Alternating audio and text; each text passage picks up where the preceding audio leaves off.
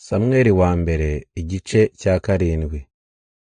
Nuko ab'i Kiriyatiyeyarimu baza gutwara isanduku y'Uhoraho, bayijyana kwa Abinadabu wari utuye mu mpinga y'umusozi.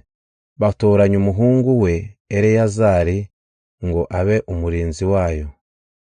Samweli aba umurengezi w'Abisiraheli.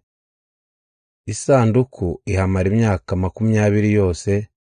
Muri icyo gihe Abisiraheli bose bifuzaga kugarukira Uhoraho. Nuko Samweli arababwira ati, niba mushaka kugarukira Uhoraho mubikuye ku mutima, nimureke gusenga za Ashitaroti n'izindi mana z'abanyamahanga. Nimukomere ku Uhoraho wenyine, nibwo azabakiza Abafilisiti. Nuko Abisiraheli bareka gusenga za Bali na za Ashitaroti, bayoboka Uhoraho wenyine. Samweli ategeka Abisiraheli bose gukoranira i Misipa, kugira ngo abasabire ku Uhoraho.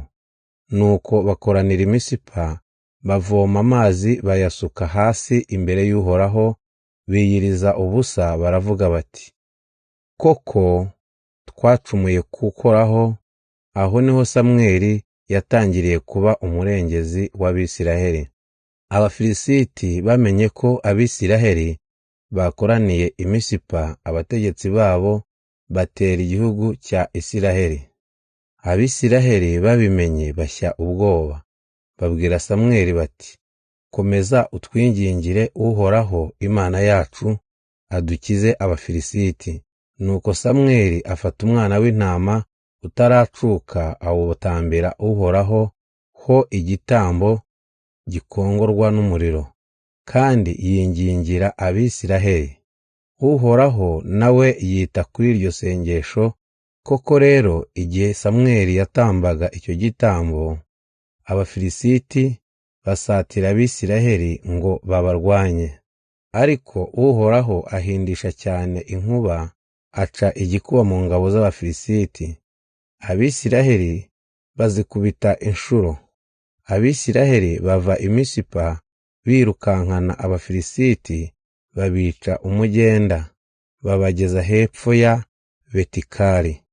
Nuko Samweli afata ibuye arishinga hagati ya Misipa na Sheni, aryita Ebenezeri, agira ati, kugeza ubu Uhoraho yaradufashije.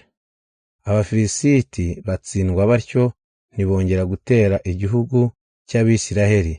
Igihe cyose Samweli yari akiriho, Uhoraho yari yaribasiye Abafilisiti.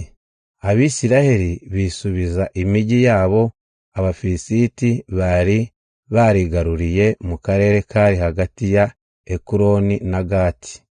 Ako karere kava mu maboko y'Abafilisiti.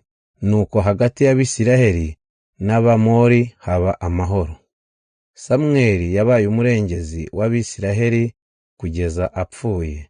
Buri mwaka yakoraga urugendo, akanyura i Beteli n'i Gilugali n'i Misipa, agiye gukemura imanza z'Abisiraheli muri iyo migi. Hanyuma agataha iwe i Rama. Aho naho yahakemuriraga imanza, ni naho yubakiye Uhoraho urutambiro.